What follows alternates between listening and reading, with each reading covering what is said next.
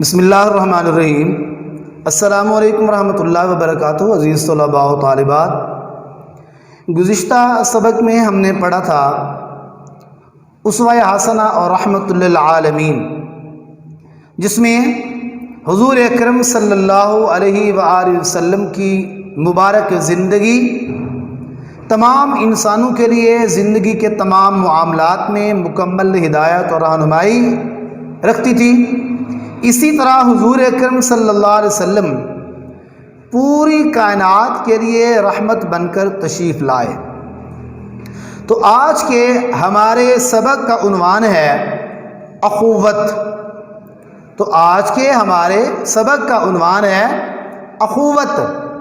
اخوت کا لفظی معنی، لفظ اخوت اخ سے بنا ہے۔ اخ عربی زبان کا لفظ ہے اخ۔ اخ بھائی کو کہتے ہیں، تو اخوت کے معنی ہوئے بھائی چارہ۔ اخوت کا لفظی معنی، اخوت کا لفظ اخ سے نکلا ہے، اور اخ عربی زبان کا لفظ ہے جس کا لفظی معنی ہوتا ہے بھائی، تو اخوت سے مراد ہوا بھائی چارہ۔ اخوت کا اصطلاحی مفہوم، اخوت سے مراد بھائی چارے کا وہ رشتہ جو انسانوں اور مسلمانوں کے درمیان قائم ہوتا ہے۔ تو اخوت کا اصطلاحی معنی وہ رشتہ بھائی چارے کا جو انسانوں اور تمام مسلمانوں کے درمیان ہوتا ہے، اسے بھائی چارہ یا اخوت کہا جاتا ہے۔ اخوت قرآن مقدس کی روشنی میں اللہ تبارک و تعالی نے ارشاد فرمایا انما المؤمنون اخوہ، سورۃ حجرات آیت نمبر 10، بے شک مومن آپس میں بھائی بھائی ہیں۔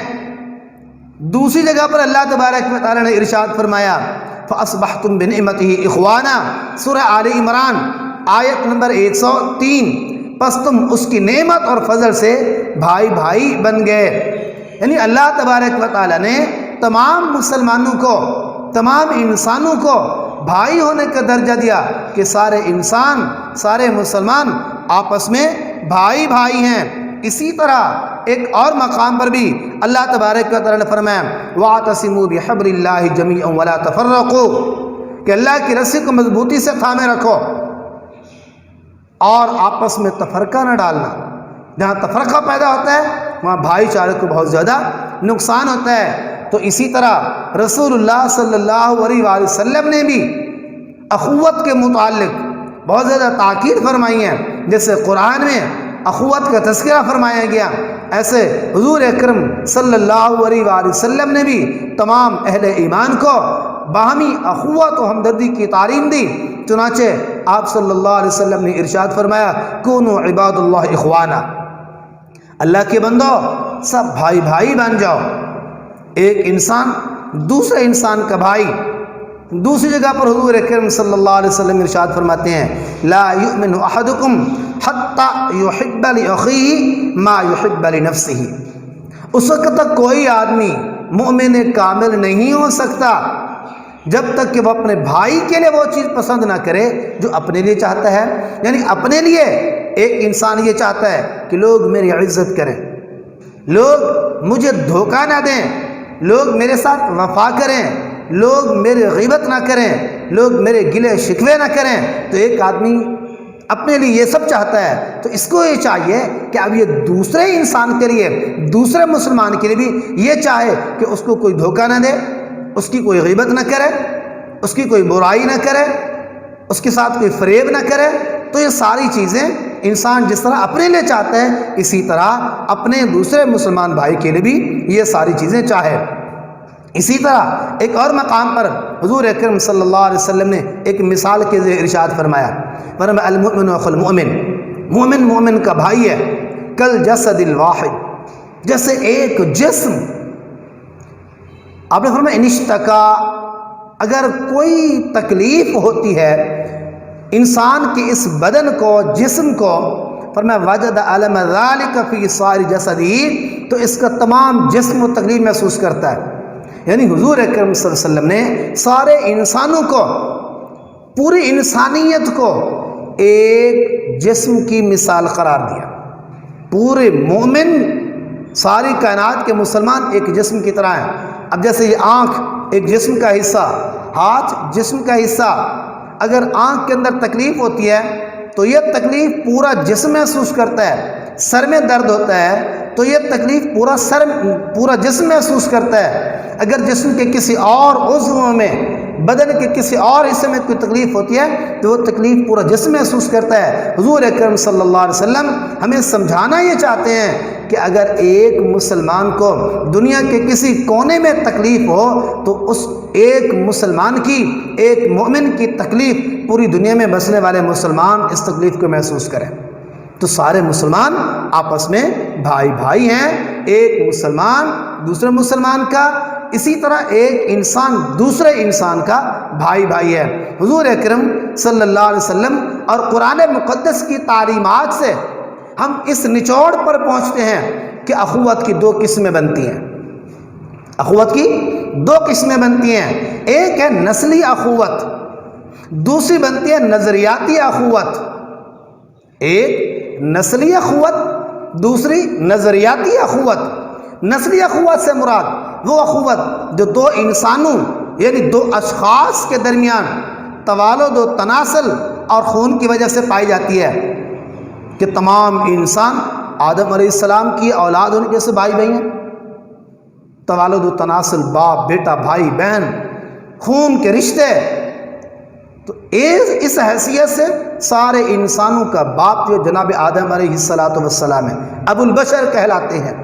اب سارے انسان ان کی اولاد ہیں، اس حوالے سے سارے انسان آپس میں کیا ہیں؟ بھائی بھائی ہیں۔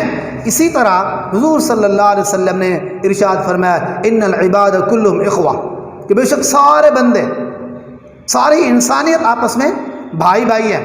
اسی طرح دوسری جو اخوت کی قسم ہے وہ ہے نظریاتی اخوت، کہ ایک آدمی کے عقائد و نظریات، ایک آدمی کے عقائد و نظریات اگر کسی دوسرے آدمی سے ملتے ہیں تو وہ نظریاتی اعتبار سے بھائی بھائی ہیں۔ تمام مسلمان آپس میں بھائی بھائی ہیں۔ کلمہ اور عقیدہ کی بنیاد پر تمام ہندو برادری کہلائے گی، وہ تمام ہندو آپس میں بھائی بھائی کہلائیں گے، ان کے نظریات ایک ساتھ ہیں۔ تمام عیسائی اپنے نظریہ عیسائیت کے تحت وہ بھی آپس میں بھائی بھائی کہلائیں گے۔ یہ اسلام کا تصور ہے دیا ہوا کہ نظریاتی اخوت، ایک آدمی کے عقائد و نظریات جب دوسرے آدمی سے ملتے ہیں تو وہ ان عقائد اور نظریات کی بنیاد پر ان کے کیا کہلاتے ہیں؟ بھائی کہلاتے ہیں۔ اسلامی اخوت سے مراد بھائی چارے کا وہ تصور جو اسلام نے پیش کیا ہے، بھائی چارے کا وہ تصور جو اسلام نے پیش کیا، اور جو اسلام نے بھائی چارے کا تصور پیش کیا ہے اس کی جو بنیاد ہے، یعنی قومیت کی جو بنیاد ہے، اخوت کی جو بنیاد ہے، وہ کلمہ طیبہ لا الہ الا اللہ محمد الرسول اللہ پر ہے۔ تو اسلامی اخوت سے مراد ہوا بھائی چارے کا وہ تصور جو اسلام نے پیش کیا ہے، جس کی بنیاد کلمہ طیبہ یعنی لا الہ الا اللہ محمد الرسول اللہ پر ہے۔ اگر کوئی بھی شخص کلمہ طیبہ کا اقرار کرے تو وہ اسلامی برادری میں شامل ہو جاتا ہے۔ چنانچہ ارشاد باری تعالیٰ انما المؤمنون اخوہ، سورۃ حجرات، کے سارے مومن آپس کے اندر کیا ہیں؟ بھائی بھائی ہیں۔ اسلام سے پہلے کا معاشرہ، حضور اقدس صلی اللہ علیہ وسلم کی تشریف آوری سے قبل جو معاشرے کی کیفیت تھی وہ اس طرح بگڑی ہوئی تھی کہ ایک انسان دوسرے انسان کی جان و مال، عزت آبرو کا دشمن ہوتا تھا، ایک قبیلہ دوسرے قبیلے کا دشمن، معمولی باتوں پہ لڑائی جھگڑا، اور پھر یہ اتنا لڑائی جھگڑا طویل ہو جاتا کہ کئی نسلوں تک جاری رہتا۔ لیکن اللہ کے رسول صلی اللہ علیہ وآلہ وسلم جب تشریف لائے، اخوت کا جب رسول اللہ صلی اللہ علیہ وسلم نے تصور پیش کیا تو ایسے ماحول میں نبی اکرم نے ایک ایسا تصور، خون کے رشتے سے بھی بڑھ کر جو تصور دیا وہ ہے رشتہ، نظریاتی رشتہ تھا، وہ رشتہ اخوت کا رشتہ جس نے دشمنوں کو دوست بنا دیا، بیگانوں کو اپنا بنا دیا، اور جو خون کے پیاسے تھے بھائی بھائی بنا دیا۔ چنانچہ ارشاد باری تعالیٰ ہے وَاذْكُرُوا نِعْمَةَ اللَّهِ إِذْ كُنْتُمْ أَعْدَاءً فَأَلَّفَ بَيْنَ قُلُوبِكُمْ فَأَصْبَحْتُمْ بِنِعْمَتِهِ إِخْوَانًا۔ اس اللہ کی مہربانی کو یاد کرو جو اس نے تم پر اس وقت کی جب تم ایک دوسرے کے دشمن تھے۔ اللہ تبارک و تعالیٰ نے اس آیت مبارکہ کے اندر زمانہ جاہلیت کی جو حالت اور کیفیت تھی وہ یاد دلا کر اب مسلمانوں کو اپنا احسان یاد دلا رہے ہیں کہ تم تو ایک دوسرے کے دشمن تھے، تمہاری تو آپس کی لڑائیاں ہوتی تھیں، تو اللہ رب العزت نے تمہارے دلوں کو آپس کے اندر جوڑ دیا، آپس میں ملا دیا، یہاں تک کہ تم ایک دوسرے کے کیا بن گئے؟ بھائی بھائی بن گئے۔